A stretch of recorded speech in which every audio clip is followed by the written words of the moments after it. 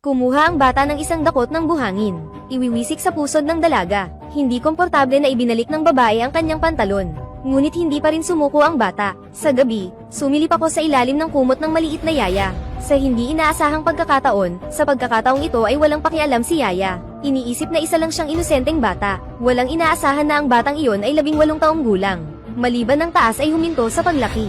Ang iba pang mga pag-andar ay gumagana ng normal. Hindi nagtagal ay nagsimulang magbago ang katawan ni Yaya. Sa huli, ang kanyang kapabayaan ay humantong sa isang malaking pagkakamali. At bakit naging ano siya ngayon?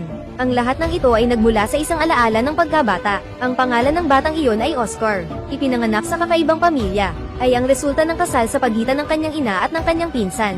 Dahil sa pressure mula sa public opinion, napilitan ng dalawa na piliin ang landas ng paghihiwalay. Buntis ang ina. Pagkatapos ay nagpakasal sa isang mayamang negosyante. Sa madaling salita, ang taong kasalukuyang ama ni Oscar. Hindi nagtagal ay ipinanganak si Oscar. Ang buong pamilya ay nalubog sa kagalakan. Masayang sabi ni Tatay Matt, noong ang batang lalaki ay 3 taong gulang.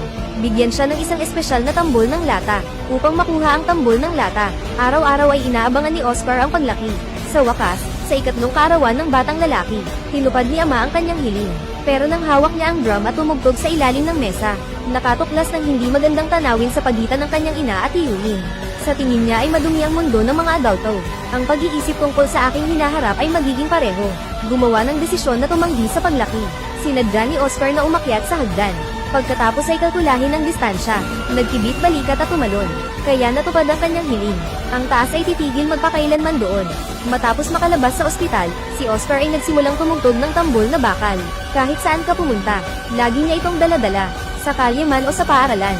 Sa araw na iyon sa klase, sinubukan ng guro na alisin ang tambol. Agad siyang napasigaw. Hindi lang ito nakakasakit ng ibang kaklase. Nabasag pa ang salamin ng guro. Nagsimulang mag-alala ang mga magulang tungkol sa kalusugan ni Oscar. Dinala siya upang makita ang lahat ng iba't ibang mga doktor. Ngunit walang sino man ang may sagot. Tama, may superpower si Oscar. Simula noon, kinailangan ding tanggapin ng mga magulang ang katotohanan. At nang tumanda si Oscar, unti-unting nagbabago ang isip. Nagsimulang magkaroon ng espesyal na interes sa mga katawan ng hindi kabaro. Pero parang 3 taong gulang pa rin ang traito sa kanya ng kanyang ina. Kahit na nakakasalubong niya ang kanyang manliligaw, sinasama niya ito. Malinaw na minamaliit ng ina ang kanyang lalong mature na anak. Hindi nagtagal ay kinuha niya sa kanyang mga mata ang makabagbag damdaming eksenang ito. Lumipas ang oras. Si Oscar ay 14 na taong gulang. Sa pagkakataong ito ay buntis na naman ang kanyang ina. Wala nang duda tungkol dito. Ang ama ng fetus ay kanyang anak din. Siguro dahil naaawa ako sa asawa ko. Nagdulot ng pagbagsak ng diwa ng aking ina. Araw-araw ay matamlay o binge eating lang. Sa kasamaang palad, ang sobrang pagkain ng hilaw na isda ay naging sanhi ng pagkaabala ng kanyang digestive system. Wala pa akong oras para ipanganak ang pangalawa kong anak. Tapusin ang iyong buhay. Kasabay nito, sumiklab ang World War II. Ang kanyang Polish na pinsan ay sa kasamaang palad ay pinatay ng mga Nazi. Makakasama lang ni Oscar ang kanyang ama na hindi kadugo. Pumasa sa isa't isa para mabuhay. Sa oras na ito siya ay 18 taong gulang na.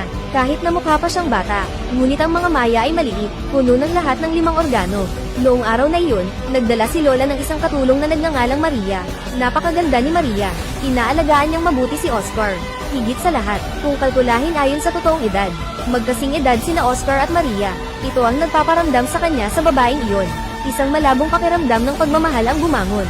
Ngunit si Maria, sa panahong iyon, si Oscar ay tratuhin na parang isang bata. Hindi ko alam. Si Oscar ay isang 20 taong gulang na lalaki. Kaya kapag nagpapalit ng damit, huwag ding mahiya kay Oscar. At ito ay ginagawang hindi maintindihan ni Oscar iyon. May nararamdaman din si Maria para sa kanya. Kaya't ang mga aksyon kay Maria ay lalong naging mapangahas.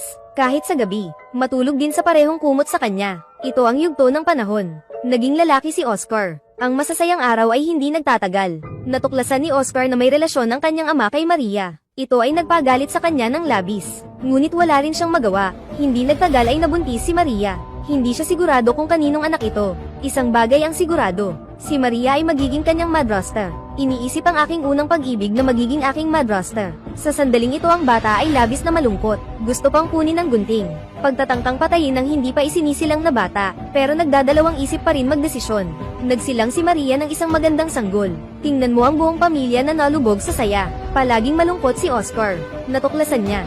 Sa bahay, isa lang akong unremarkable na tao. Sa pag-iisip nito ay agad akong umalis ng bahay. Natagpuan ng kaibigan kong pinuno ng tropa habang nasa circle.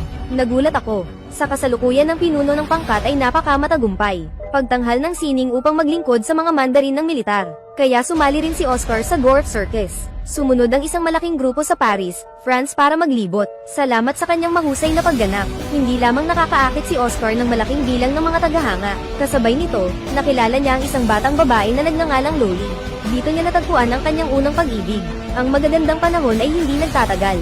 Sa isang labanan, ang kasintahan ni Oscar ay namatay sa paghihimay.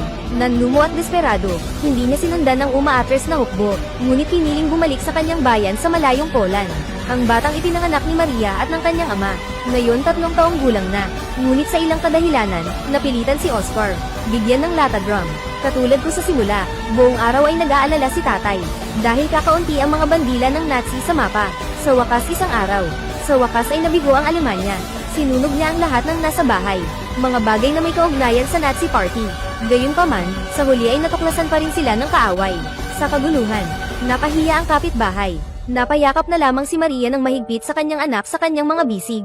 Pairingin mo siya, para hindi mo makita ang malupit na eksena. Ngunit lihim na pinulot ni Oscar ang badge na nahulog sa lupa. Ibigay mo kay tatay. Sa panahon ng kagipitan, nilunok ni Itay ang badge sa kanyang lalamunan. Pero sa hindi inaasahan, bigla akong natigilan. Ang eksenang ito syempre ay hindi nakaligtas sa mga mata ng mga sundalo. Layunin siya at bumaril ng galit na galit. Ang lumang kabayaran ay natupad na ngayon.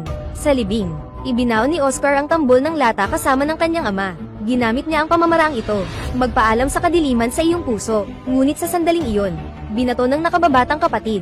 Bigla itong bumagsak sa kanyang ulo. Mula noon, ang sumpang nagmumulto sa kanya sa loob ng mahigit isang dekada ay naalis na. Si Oscar ay maaaring maging tulad ng isang normal na tao, magsimulang tumangkad.